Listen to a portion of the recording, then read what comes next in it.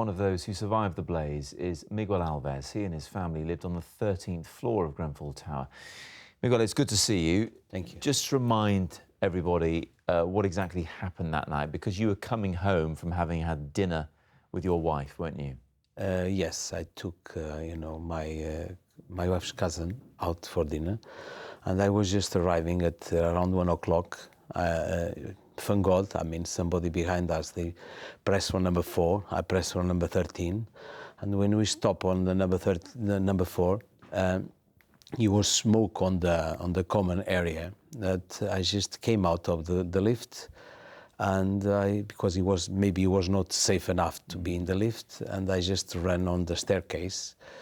I went up and just wake up my kids, and in the middle I wake up also my neighbors. Because you have Inez, who is 16, and she'd been revising for her GCSEs, and Tiago, who's a little bit older. He's a 20. University student. Yes. He's 20 years old. And so just by chance, you saw the smoke on the 4th floor and you managed to all get out. Thanks God. It was like a miracle for us, because by the second, because even the door on the lift, they shut and they opened because they just pressed again for the lift, and it was we'd be very lucky. And you banged on all the doors on the 13th floor of all your immediate neighbours, and Yes. everyone on the floor got out alive. Got out alive, yes. What was it like in the immediate aftermath, seeing that? Because you said it was a miracle that you got out, but it must have been a nightmare watching what was happening to your home. Of course, it was a nightmare to see my home burning completely. But what was even worse for us is just saw the people inside of the windows waving for us, begging for help. And we were important. We cannot do anything at all for them. It was very, very sad to see. It's 4 weeks to the day since it happened. What's life been like since then? It's like a broken life, because everything is upside down.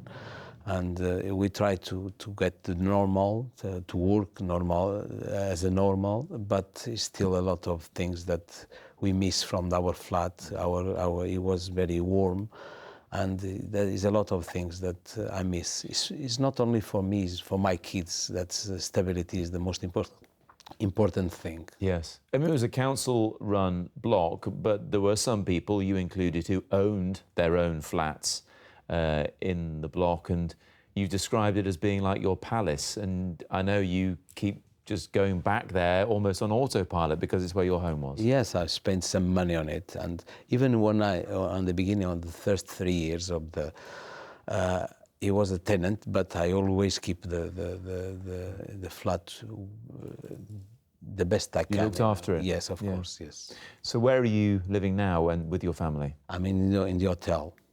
In Earl's Court, just a couple of miles down the road. Yes. So what are your hopes for being rehoused, Miguel, with your family? I like the area. I have a lot of friends. I want to be on the same area if it's possible.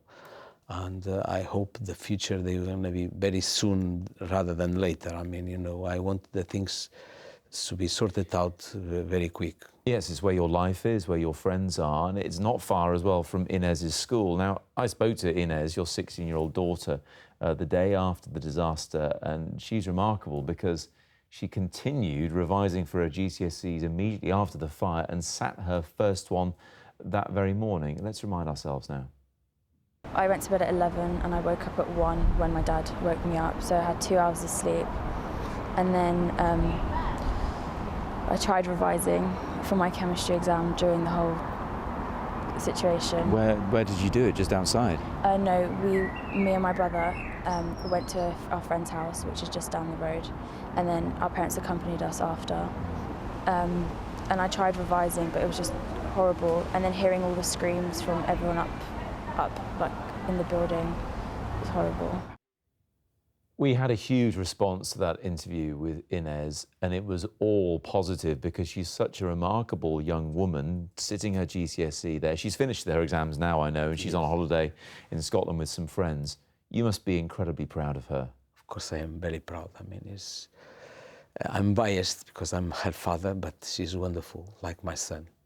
You have a right to be biased. How did the exams go in the end? I know the results aren't out until next month, but how did you think she did? She said she did well for the